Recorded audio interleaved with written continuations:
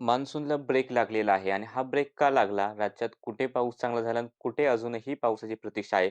सविस्तर अंदाज पाहूयात. तुम्ही पाहतात हवामान अंदाज आणि बातम्या फेसबुक पेज, यूट्यूब चॅनल. मी किरण वाघमोडे. तर सर्वात प्रथम जो काल आपण अंदाज दिला होता, तर तो बऱ्यापैकी अचूक राहिला. कोकण घाटाच्या आसपासच पावसाच्या नोंदी झाल्या आणि विदर्भात, खास करून पूर्व विदर्भाकडे पावसाच्या नोंद झाल्या आणि पश्चिम विदर्भात तुरळक ठिकाणी पाऊस झालेला आहे. बाकी राज्याच्या बहुतांश ठिकाणी आता वातावरण कोरडं पाहायला मिळत आहे. आणि गेले काही दिवस जो पाऊस होत होता, तो घाटाच्या आसपास कोकण आणि मध्य महाराष्ट्राच्या काही भागांकडे चांगला पाऊस झालेला आहे. विदर्भाच्या काही ठिकाणी पावसाच्या नोंदी चांगल्या झाल्या. मात्र मराठवाडा विभाग आहे, या ठिकाणी किंवा इकडे धुळे, नंदुरबारचे काही भाग आहेत. या ठिकाणी पावसाने अजूनही ओढ लावलेली आहे आणि या ठिकाणी पाऊस कमी झालेला आहे आणि पुढील काळामध्ये मान्सूनला आता तर ब्रेक लागलाय, त्यामुळे विशेष पावसाची शक्यता सध्या नाही. हा ब्रेक लागण्यामागचं काही कारणं आहेत. सर्वात प्रथम जो आपला एल निनो आहे, तो सशक्त होऊ लागलेला आहे. 6 जुलैच्या आकडेवारी पाहिलं तर तापमान सरासरीपेक्षा 1.2 अंश सेल्सिअसने अधिक पाहायला मिळतंय. फक्त एल निनोच नाही तर आय सुद्धा न्यूट्रलच आहे. जी 5 जुलैची आकडेवारी होती ती -0.16 अंश सेल्सिअस होती. साधारणतः आय 0.4 अंश सेल्सिअसपेक्षा जास्त तापमान जर गेलं, प्लसमध्ये जर तापमान गेलं, तर आय पॉझिटिव्ह होत असतो.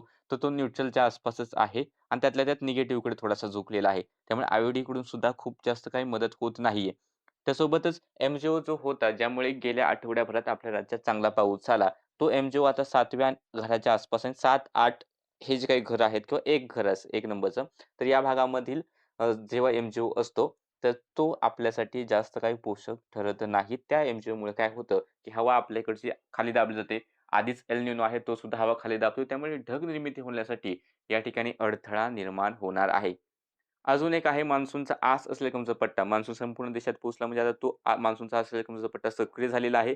तो सध्या उत्तर भारताकडे गेलेला आहे. हिमालयाच्या पायथ्याकडे जो गेलेला आहे आणि हा अजून 1-2 दिवसात अजून उत्तरेकडे जाईल. एकदम हिमालयाच्या पायथ्याशी जाऊन पोहोचेल आणि असं असताना सुद्धा आपल्या इकडील पाऊस हा कमी होत असतो. फक्त हा उत्तरेकडील भाग आहेत, जे हिमालयन क्षेत्र आहेत, त्या ठिकाणीच फक्त पावसाच्या नोंदी होत असतात.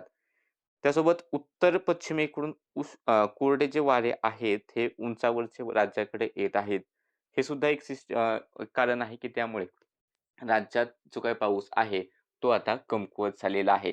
भलेही थोड्याशा कमी उंचावरचे वारे अरबी समुद्रात थोडेसे वेगवान असतील, पण आता वारे थोडेसे वळसा घेत इकडे दक्षिण भारताकडे जात आहेत आणि पुढील काळामध्ये आपल्या महाराष्ट्राकडे बाष्पाचा विशेष पुरवठा होताना दिसत नाहीये. त्यामुळे पावसाची जास्त अपेक्षा सध्या तरी करू नका. सॅटेलाईट इमेज पाहिली तर चंद्रपूर, गडचिरोली, वर्धा एक दुसऱ्या ठिकाणी हलक्यात पावसाचे ढग दिसत आहेत, पण ते खूप कमी क्षेत्रावरती आहेत. पुण्याच्या आसपास थोडासा एक असाच हलकासा पावसाचा ढग दिसतोय, पण तोही खूप मोठा नाहीये. घाट आणि कोकणात एक क्वचित ढगाळ हवामान आहे. एखाद्या ठिकाणी हलके थेंब होत असतील, पण राज्यातील बहुतांश भागांमध्ये आता वातावरण कोरडं पाहायला मिळत आहे आणि रात्रीसुद्धा विशेष काही पावसाचा अंदाज नाही. उद्याचा जर आपण अंदाज पाहिला तर उद्या सुद्धा राज्यात विशेष शक्यता नाही. कोकण आणि घाटाच्या आसपास क्वचित हलकासा पाऊस होऊ शकतो किंवा हलका मध्यम पाऊस होऊ शकतो आणि इकडे गोंदियाच्या काही भागामध्ये हलक्याशा पावसाच्या नोंदी होऊ शकतात. या व्यतिरिक्त राज्याच्या इतर ठिकाणी विशेष काही पावसाची शक्यता नाही. एखादा स्थानिक अपवाद वगळता राज्यात पूर्णतः वातावरण कोरडे राहण्याचा अंदाज आहे. आणि हवामान विभागाने सुद्धा तसाच अंदाज दिलाय. बऱ्यापैकी भागांमध्ये वातावरण कोरडे राहील, अशी शक्यता हवामान विभागाने सुद्धा वर्तवलेली आहे. आणि हा जो ब्रेक आहे, हा पुढील 5 ते 7 दिवस तर नक्कीच चालेल. तिथून पुढची वातावरणाची कशी स्थिती राहते, ते आपण तुम्हाला येणाऱ्या दिवसामध्ये अपडेट्स देत राहू. येणारे अपडेट्स पाहण्यासाठी Facebook पेज फॉलो करून ठेवा. YouTube चॅनल सबस्क्राईब करून ठेवा.